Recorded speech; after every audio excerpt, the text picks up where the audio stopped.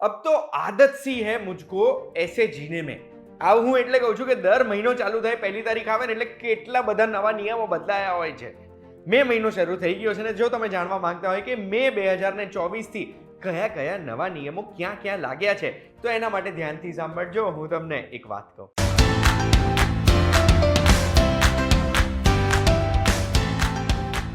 એક વાત કહું, આપનું સ્વાગત છે. મારું નામ છે ગુંજ ઠક્કર અને સાચું કહું ને તો મે મહિનામાં એટલા બધા નિયમો બદલાવાના જ નતા જેના માટે હું એક્સાઇટેડ હતો કે આ મહિને આ વિડીયો બનાવવો જ નહીં પડે, આ મહિને જૂના નિયમો કેરી ફોરવર્ડ થશે.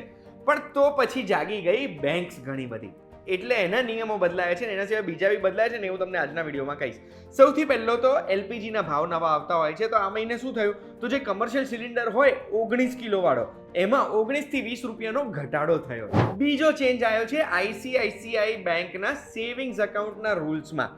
સ્ક્રીન ઉપર દેખાય છે, એનો સ્ક્રીનશોટ લઈ લો કે પછી ડિસ્ક્રિપ્શનમાં એક લિંક છે એના ઉપર ક્લિક કરશો તો બધા જ નવા ચાર્જીસ તમને ખબર પડી જશે રેગ્યુલર સેવિંગ્સ એકાઉન્ટના. આ ચાર્જીસમાં cheque deposit, cash withdrawal, ATM charges બધા જ આવી ગયા. અગર તમારું સેવિંગ્સ એકાઉન્ટ આઈસીઆઈસીઆઈમાં છે તો નવા નિયમો જાણી લેજો. ત્રીજો ચેન્જ આઈડીએફસી બેંકના ક્રેડિટ કાર્ડમાં આવ્યો છે. અત્યાર સુધી આપણે શું કરીએ, ક્રેડિટ કાર્ડથી લાઇટ બિલ ભરીએ કે પછી ગેસનું બિલ ભરીએ કે બીજા કોઈ પણ યુટિલિટી એક્સપેન્સીસ છે એ ક્રેડિટ કાર્ડથી ભરતા હોઈએ છીએ. હવે એમાં જો અગર આઈડીએફસી બેંકનું ક્રેડિટ કાર્ડ છે આપણી પાસે તો એવા સંજોગોમાં દર સ્ટેટમેન્ટ સાયકલ એટલે લગભગ એક મહિનાની અંદર અગર આપણે 20,000 રૂપિયાથી વધારે ખર્ચો કરીએ છીએ ને યુટિલિટી બિલ્સની પાછળ તો આપણને 1% સરચાર્જ લગાડશે. આ 1% સરચાર્જ એવું જ સરચાર્જ છે જે આપણે કોઈ બી ક્રેડિટ કાર્ડથી પેટ્રોલ ડીઝલ ભરાઈએ, ફ્યુલ ભરાઈએ છે ત્યારે જે 1% સરચાર્જ લાગે ને એના ઉપર જીએસટી લાગે ને બસ એવું જ સરચાર્જ આપણને યુટિલિટી બિલ્સ પર લાગશે અગર 20,000 થી ઉપર પહોંચી જશે તો. ચોથો ચેન્જ યસ બેંકમાં આવ્યો છે. યસ બેંકમાં પણ સેવિંગ્સ ખાતામાં ચેન્જીસ આવ્યા છે. કેટલા એટીએમ ટ્રાન્ઝેક્શન કરી શકીશું, કેટલા એટીએમ ટ્રાન્ઝેક્શન બીજી કોઈ બેંકના એટીએમથી કરી શકીશું, કેશ વિથડ્રોવલ અને બીજા ઘણા બધા નિયમો ચેન્જ થયા છે.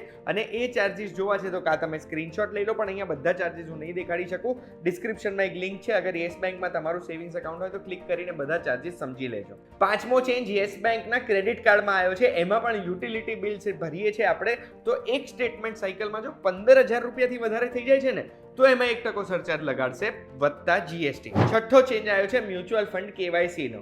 આ મ્યુચ્યુઅલ ફંડ કેવાયસી ક્યારનું ચાલી રહ્યું છે. તમારો મ્યુચ્યુઅલ ફંડ એકાઉન્ટ છે તો કેવાયસી નું એક વખત ચેક કરાવી લેજો ભાઈ. અત્યારે શું છે કે કોઈ પણ વ્યક્તિનું નામ પેન કાર્ડમાં અને મ્યુચ્યુઅલ ફંડના ફોલિયોમાં જો અલગ અલગ છે કે ગુંજની જગ્યાએ ગુંજકુમાર કે ગુંજભાઈ કે એવું કશું હોય તો એવા સંજોગોમાં એ ચેન્જીસના લીધે તમે મ્યુચ્યુઅલ ફંડ એક્સેસ નહીં કરી શકો અકાઉન્ટ તમારું કે નવું અકાઉન્ટ નહીં ખોલી શકો. એટલે પેન કાર્ડમાં અને મ્યુચ્યુઅલ ફંડના ફોલિયોમાં સેમ નામ જોઈશે. આશા રાખું છું આ ટૂંકા વિડીયોમાં તમને મે મહિનાથી થનારા બધા ચેન્જીસ ખબર પડી ગઈ હોય. આવી જ માહિતી જોવી ગમે છે તો એક વાત કહું, જોતા રહેજો VTVGujarati.com પર. આપણે ફરી મળીશું.